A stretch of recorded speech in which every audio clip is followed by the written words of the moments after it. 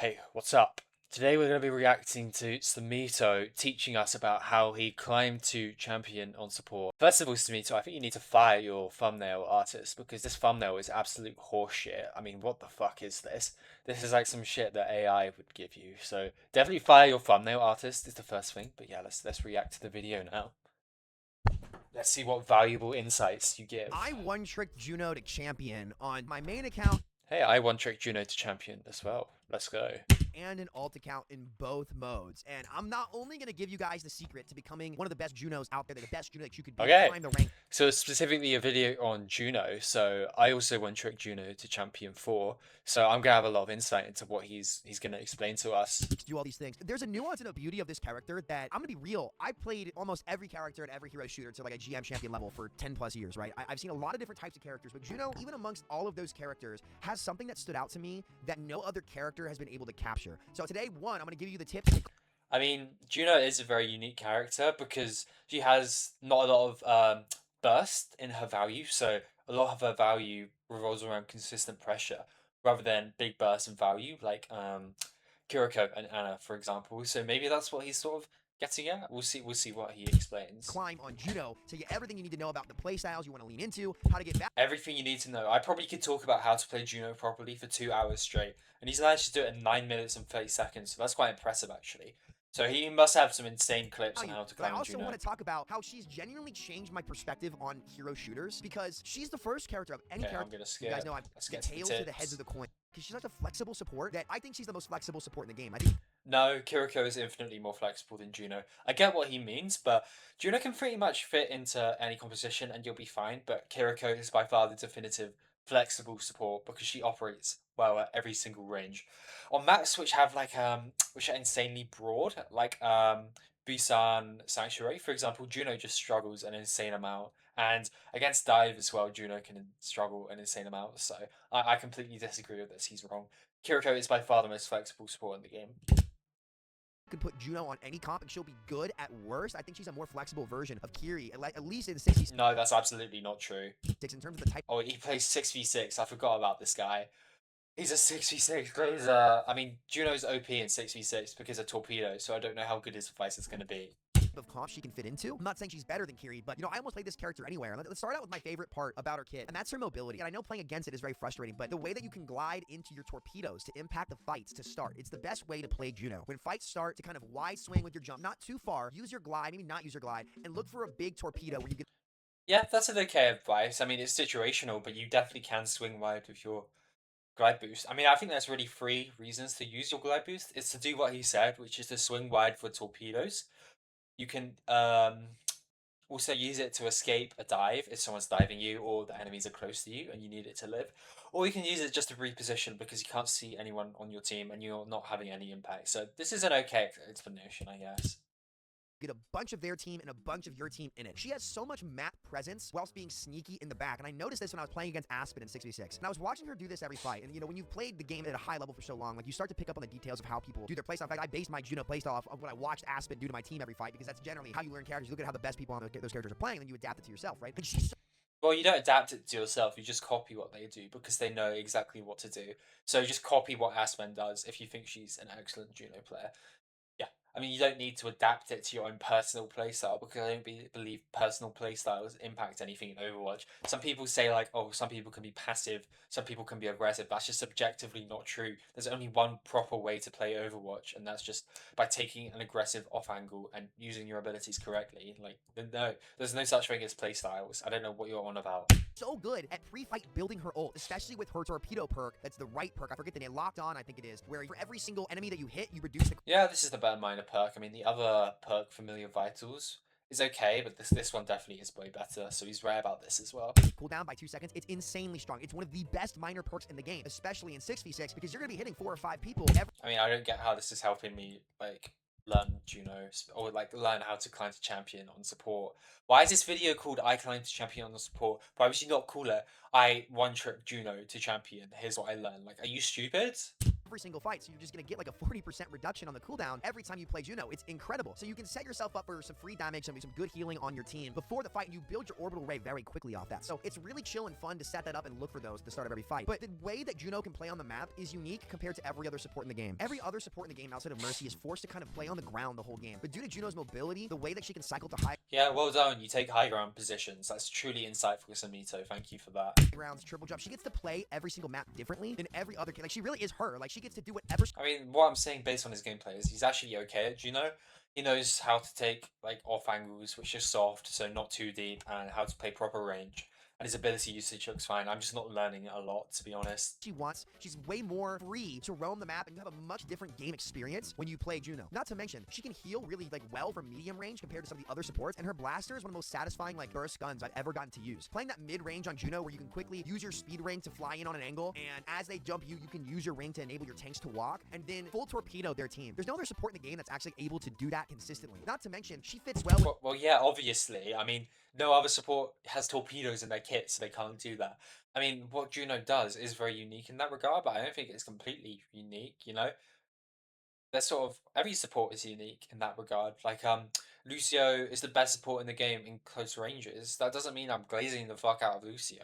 I mean he's very good in those specific circumstances, sure, but I don't get like what the purpose of this explanation is. every type of tank. I think how you're the support you're on synergizes with the tank that you're on is really, really important to being able to win games. And Juno goes well with every type of tank. No, it just doesn't matter. You can play Lucio Mercy with a Winston and you're still gonna win the game and you can still hit champion doing that. It just objectively doesn't matter. The rush tank, traditionally, you would really need a Lucio to help speed them into the brawl to do well. But with Juno, you have your ring, which is more than enough. But if you're playing with a poke tank or a dive tank, you can heal them from range, give them ring, use your torpedoes on their jump to actually assist the dive from the backline, and then heal them from range as well, whilst being mobile enough to take some high grounds alongside them. And if it's a poke tank, you can play to build your orbital ray and poke out and mark the other tank with heal mitigation passive that everybody has now to contribute to the fight there. Juno is a very rare support in that she can actually contribute to every type of comp. Pretty much every character has a distinct weakness in the game. Yeah, Juno is very flexible, but Juno definitely does have distinct weaknesses to her kit. Now, again, Juno struggles massively in those long range maps where you can't really close the gap. She struggles sometimes massively against dive. Like, no, this is just objectively not true. And if you want to talk about the ultimate flexible support, sorry, it's Kiriko. Like, that's just obvious. Game, Junos tends to be the flankers or maybe really good hit scan if you're flying too high up in the air. But what the fuck did he just do? Distinct weakness in the game, Junos tends to be flankers or maybe really good. Why are you just standing there? Like, be aware of why are you including this in the video? Just be aware of your surroundings, mate. Why did you just decide to stand there like a oh, this guy? In the game, Junos tends to be the flankers or maybe really good hit scan if you're flying too high up in the air. But perks actually offset that weakness when if you go for triple jump. And by the way, always pick the triple jump perk. Yeah, that's true. I agree. Triple jump is really, really good. Faster blaster perk is a bait. It doesn't do as much. Yeah, well done. One of the first good things he said. Triple jump, because triple jump not only completely covers Juno's weakness, but it actually enables her greatest strength, which is her torpedo ability, more than faster blaster does, straight up. You can heal and damage more with her torpedoes. You build your ult faster with the torpedoes. It is incredibly strong to lean into the triple jump. And when you get the triple jump perk, it takes her already really fun mobility that lets you play the map differently than every other support in the game and takes it even further, letting Juno have even more depth and setup potential to play each map. I don't get how this is teaching us how to hit champion on support. He's just glazing Juno. That's literally the whole video so far, is the fact that he enjoys Juno. Like, I enjoy Juno as much as the next guy. I freaking one-tricked her, but if you want to make a video titled, I climbed to champion on support, here's what I learned, then actually teach us what you learn, instead of just some general nonsense. Strength than she did before. It honestly is one of the best major perks in the game, and it's probably the most fun perk I've played with. The second most... Again, like, fun doesn't equate to ranking up. Just teach us, like, how to play the hero correctly. Fun perk I played with was probably Reaper's super fast shadow step TP, but triple jump flies under the radar, man. It is so much fun. What it also does is it makes it like the Tracers and the Genjis. You can jump out of their effective range, so it's much harder for them to secure kills. Yeah, that's true. I mean, I really enjoyed using triple jump for that purpose. It is very multifaceted. What he's saying about triple jump is absolutely true. It's just he's not really giving us specific concrete examples on how to actually implement this into our gameplay. On you, especially when you're playing a solo support, because Juno has shields which regenerate faster than regular health, so you're able to play corners, abuse your shield, and regen faster by using that. Yeah, this is true. I mean, the way Juno sort of wins engagements against people is by taking her time. So allowing those shields to regenerate your health and not rushing in, even with the crits, like you don't necessarily want to rush it. So just take your time, wait for your shields to regenerate. So yeah, this is absolutely true, absolutely true. This is like the first good advice he's actually given. If on Well, he's given a few good pieces of advice. Maybe that's a bit too mean. a corner and just kind of strafing around and dodging incoming damage while healing your tank and speeding your team. There's no other utility support in the game like that. My most played supports are definitely Brig and Ana. I had to play Brig for professional play as a DPS player because of the GOATS meta, obviously. This guy was a professional. That's embarrassing. What the fuck? And Ana's just really, really fun. But whenever I play Ana, the games can be really, really tilting because you're locked in constantly. You're having to aim super hard and all this stuff. But Juno lets you control the game in a way where you aren't having to lock in super hard on your mechanics, but it's really all about decision making. And it's a fair trade-off. Like, you still have to be mechanically in tune as Juno. But I feel like the trade-off between her risk to reward and what she requires is really, really fun. But leaning into that super vertical playstyle, abusing the verticality on her kit to use those torpedoes, build up Orbital Ray, which is one of the best ults in the game, in my opinion, and letting her counter her counters is just really, really satisfying. And I learned that I not only could fill Juno into almost any comp, in ranked at least. In ranked, you can get away with pretty much anything. But she's the most chill character I've ever played in a game. Like, when Oh, how is this helping us climb to champion? You find Juno chill, so do I. Teach us the specific mechanisms on how. Teach us the specific mechanisms on how you actually climb to champion. Give us a VOD review. Give us 2 hours of gameplay to learn from instead of this bullshit 9 minutes and 30 seconds video. Like, what is this? when I'm losing on Juno, I'm not mad because I got to do what I found fun on that character for the entire Oh yeah, you found it fun. Yeah, this is really helping us learn how to climb to champion on support, Samito. of the match. Like those small exchanges, like when I'm playing DPS, if I don't get follow-up on the tank or on the angles or for my supports, it's not as enjoyable because I can't do what my role is designed to do without a little bit of help on the angles or a little bit of resources. But Juno brings all of her own resources to the table, so you can feel fulfilled from a match just by playing the character rather than relying on your team to necessarily do what makes playing her fun. And that's what's so impressive to me about Juno's design in the end and how she fit into the game, is that she's very independent and Yeah, this is literally a character design, like glaze video on Juno, which is cool, but you didn't teach us anything. she's just fun. She's just fun. And I know you guys want me to talk about skins, and I'll be honest, I'm not the target audience for Juno, generally speaking, but the fact that I'm not the usual target audience and I still enjoy playing the character that much really actually is impressive. Like, she's the most fun I've had playing support, maybe since Launch Fury. Launch Fury was just strong, though. What's cool about Juno is that she's not necessarily super strong and overpowered. Her options and how she plays the game is just very chill and very enjoyable. It is the most chill, fun experience I've had playing a hero shooter ever. Straight up ever. And I'm not saying it's the most fun I've ever had, but it's the most chill that I've ever had, whilst really scratching the itch that hero shooters can bring to the table. So those are the kind of things I learned about Juno. She honestly really surprised me as a character. But again, the playstyles to lean into, the triple jump every time, using those torpedoes to see if you can get an enemy and an ally from a high ground angle to start every fight. Lean into the torpedoes. You don't want to use them when your teammates are already low. It's better to get ahead of the fight with them rather than waiting for everybody to be low and then heal up. Yeah, I think the torpedo tip is actually relatively true.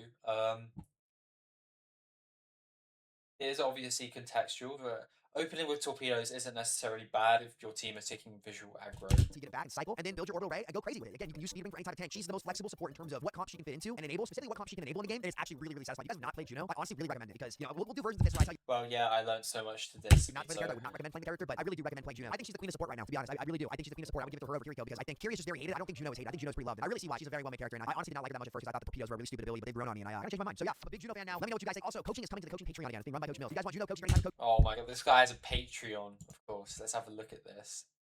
Wow, this is super high quality. I can tell you really put a lot of effort into these graphics, Samito. This is really, really incredible stuff.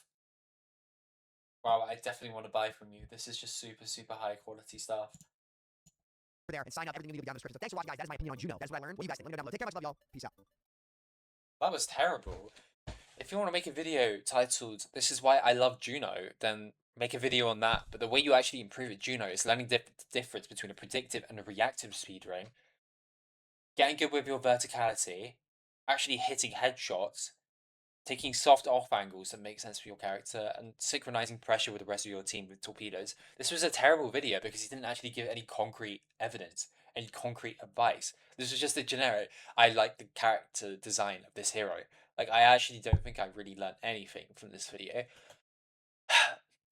If you actually want to learn something, then click the link in my bio and go to my school community and you can work with me.